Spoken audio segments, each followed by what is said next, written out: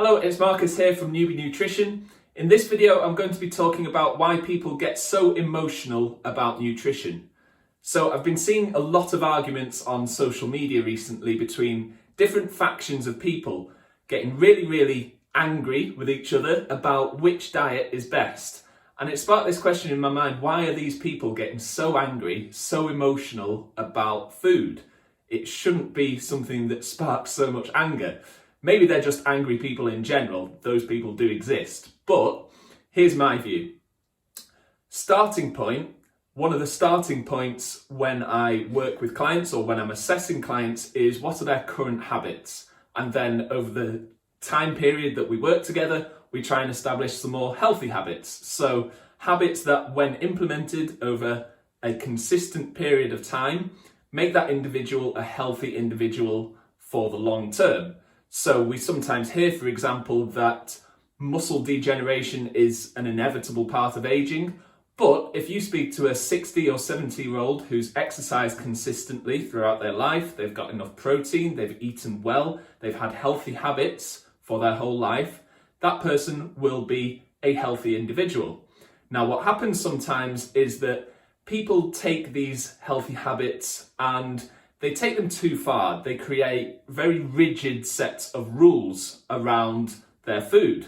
Now, this is very problematic. So what happens when people create these rigid rules is that they embed their food choices into their whole identity. So you get these people that have chosen a diet, it's gone well for them, they've got some results, so they've gone paleo or they've gone vegan or they've chosen the carnivore diet or intermittent fasting or whatever it might be. They've chosen that diet, but they've had such good results and they've changed who they are as a person as a result of getting those results, that now that is part of their identity.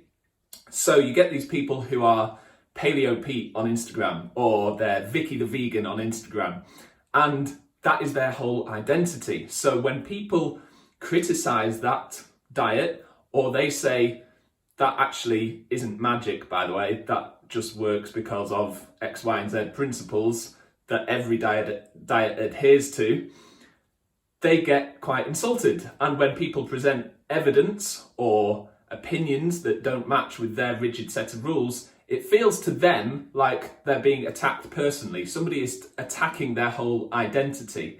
And that's really problematic. So the way to fix this is to let go of some of those rigid rules that have been created around food. When you just adhere to some basic principles, you'll find that you're able to get similar results, but you're not stuck with these rigid set of rules, which also, by the way, are the cause of eating disorders. When people get high anxiety about what they can put in their mouth and what they can't, they get very anxious about breaking that set of rules that they've created around food.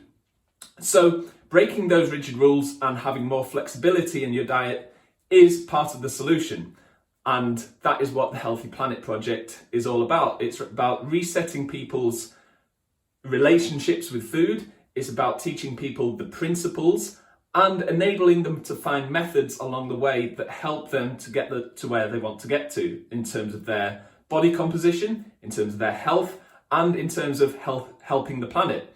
So Vicky the Vegan all of a sudden can become just Vicky, the person that wants to improve their health and help the planet. It's less of a catchy Instagram title, I'll give you that, but I'm sure she can figure that one out. So instead of creating rigid rules around food, have more flexibility. So with the Healthy Planet Project, that is what we will be doing. And it would make sense that this is the right way forward. Presumably that person didn't come out of the womb as Vicky the Vegan or Paleo Pete or whoever it might be. Paleo Pete wasn't some caveman baby that was created. He was just Pete, and he developed this identity over time. So we can reset that, reset his relationship with food, and establish some healthy habits going forward. So the Healthy Planet Project is all about achieving your body composition and your health goals in an environmentally sustainable way, which ultimately was probably Vicky the Vegan's intention when she set out as being a vegan. she's just created these rules that are now not really serving her very well. That's not to say that every vegan has an eating disorder or a problem. There are people that do it very sensibly, and those people are very healthy. But quite often people do create rigid rules around food. So the Healthy Planet Project helps with that. If you're interested in trying that for free, we have a free 14-day challenge which starts on the 23rd of March, and you can join that challenge in the link that will hopefully be below this video.